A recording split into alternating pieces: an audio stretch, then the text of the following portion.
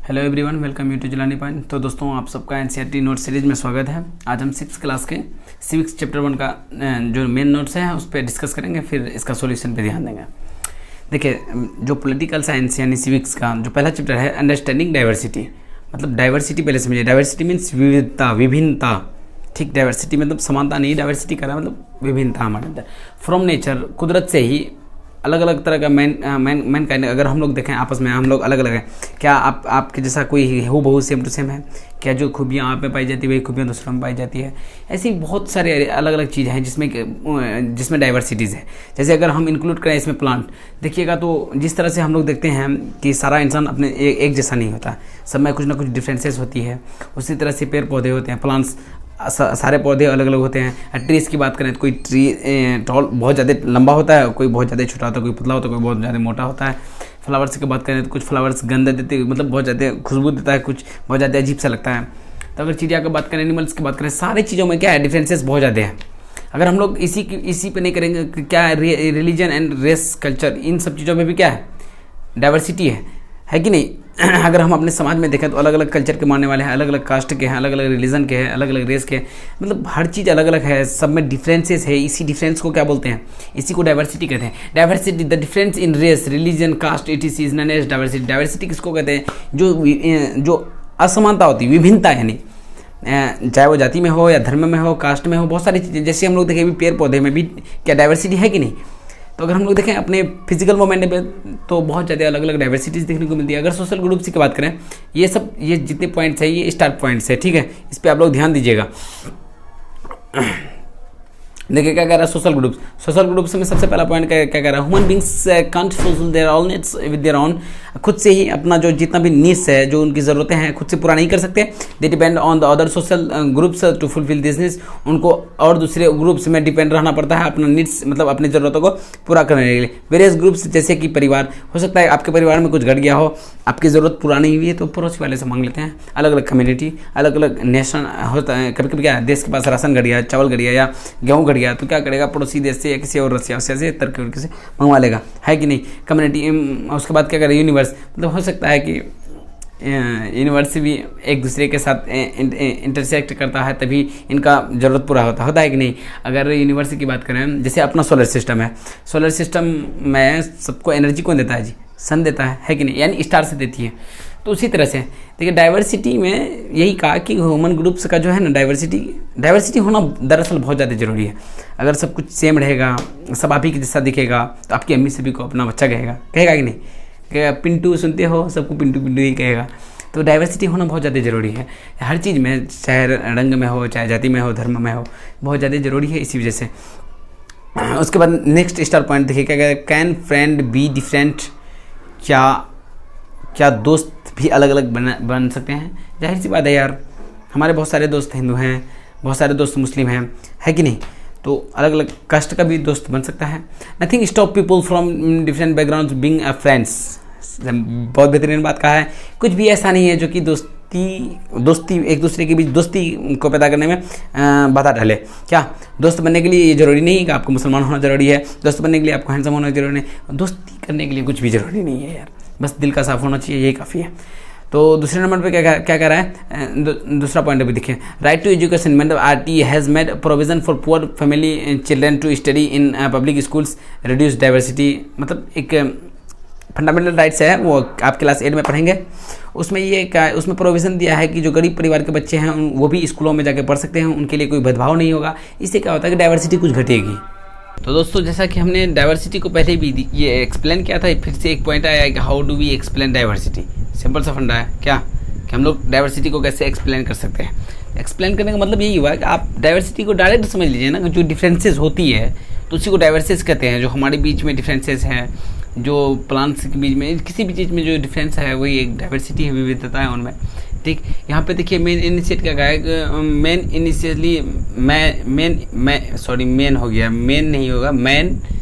Initially lead a nomadic life. पहले ज़माने में जो लोग थे ना, तो वो किस तरह का नोमैडिक लाइफ में तो होता है आखिर की ज़िंदगी जीना। उनको पता ही नहीं था क्या खाना चाहिए, क्या नहीं खाना है, क्या करना है, क्या नहीं करना है। ठीक, in stage man began to cooperate with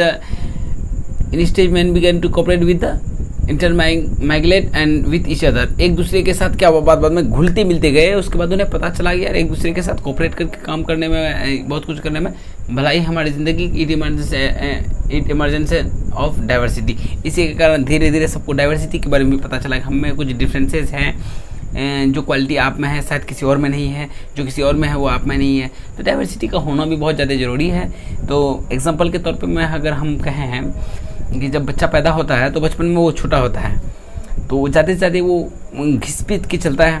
धीरे धीरे क्या होता है, धीरे धीरे वो बैठने की कोशिश करता है, बैठने के बाद उठने की कोशिश करता है, उठने के बाद धीरे धीरे वो चलना शुरू करता है। तो ये डाइवर्सिटी है, तभी तो उनको मज़ा आता है। धीरे धीरे वो साइकिल चलाता है, फिर बाइक चलाता है, फिर अलग अलग सपने देखता है, हवाई जहाज फूं क्या। चलिए यहाँ तक हम लोग समझ गए। नेक्स्ट पॉइंट देखते हैं, ये star point, diversity and interdependence. कह रहा है डाइवर्सिटी तो है पर फिर भी क्या है, निर्भरता है, एक दूसरे पे हम लोग निर्भर है।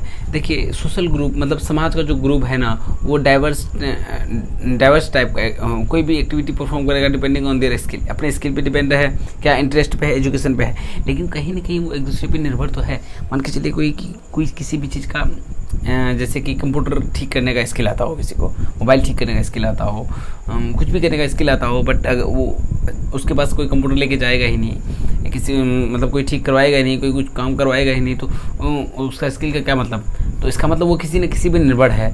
एजुकेशन मान के चलिए हम पढ़ा रहे हैं, कोई पढ़ना चाहेगा ही नहीं, उसका इंटरेस्ट ही नहीं हो, तो पढ़ाने का मतलब हुआ है ना। टू फुलफिल वंस नीड्स, किसी के नेक्स्ट पॉइंट देखिए क्या कह रहा है, to fulfil one's needs people depend on others. अगर किसी को ज़रूरत पूरा करना होता है दूसरे पे निर्भर रहना पड़ता है। ये 110% बात है कि हमें आप पे निर्भर रहना है, आपको हम पे निर्भर रहना होता है। समाज में एक दूसरे पे निर्भर रहता तो सबका है, ठीक है। नेक्स्ट पॉइंट देखिए, with the onset globalisation the concept of interdependence between diverse area has got boost. अगर ग्लोबलाइजेशन की बात करें तो दुनिया में सब देश एक दूसरे पे निर्भर रहते हैं, तो इसका मतलब ग्लोबली तौर पे सब कोई एक दूसरे पे निर्भर रहता है, बहुत बड़ी बात है। तो समझते हैं नेक्स्ट पॉइंट को, ठीक है। Unity in diversity, unity means इतनी विविधता होने के बावजूद भी हमें क्या है, यूनिटी है, मतलब एकता है। India is a land where unity and in diversity go hand in hand.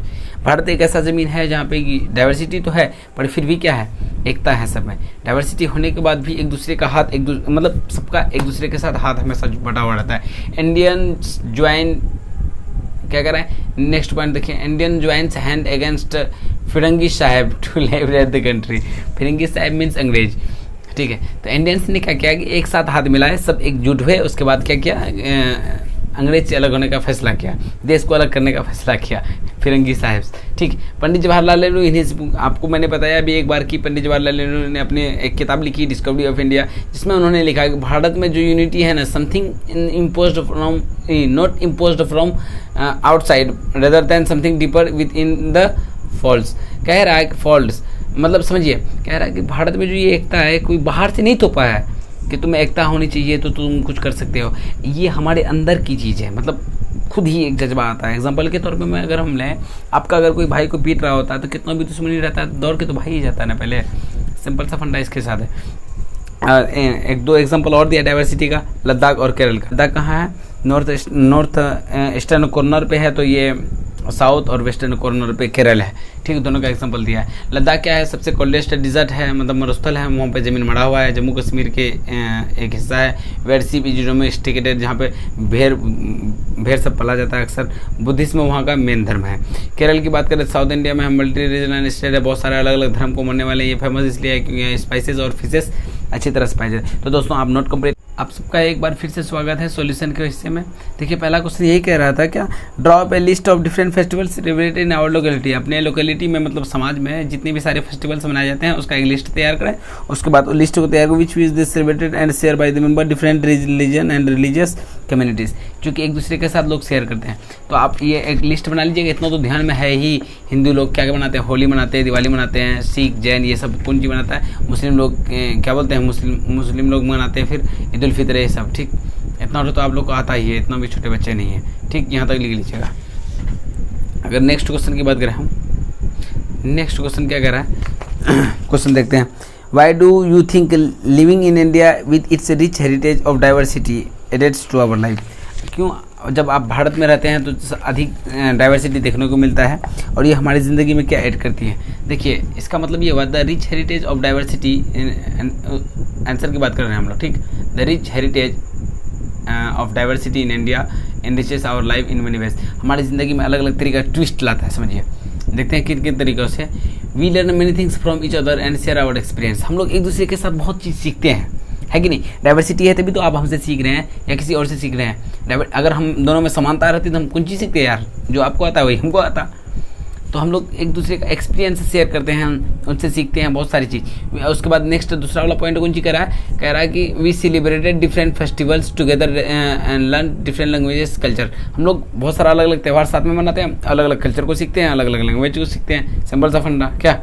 उसके बाद नेक्स्ट देखिए क्या, ए सेंस ऑफ फ्रेंडशिप, एक दोस्ती का सेंस पैदा होता है। एंड यूनिटी डेवलप, एकताएं बढ़ती, ब्रिंग हार्मोन्स और प्रोस्पेरिटी, जिसकी वजह से हमारी ज़िंदगी में बहुत ज़्यादा मज़ा आता है, ठीक। थर्ड क्वेश्चन को हम लोग देखते हैं। Do you think the term unity in diversity appreciate the term describe India. क्या आप सोचते हैं कि मतलब थर्ड वाला क्वेश्चन कह रहा है कि यूनिटी जो है यूवी डाइवर्सिटी में ये अप्रिशिएट करता है भारत को।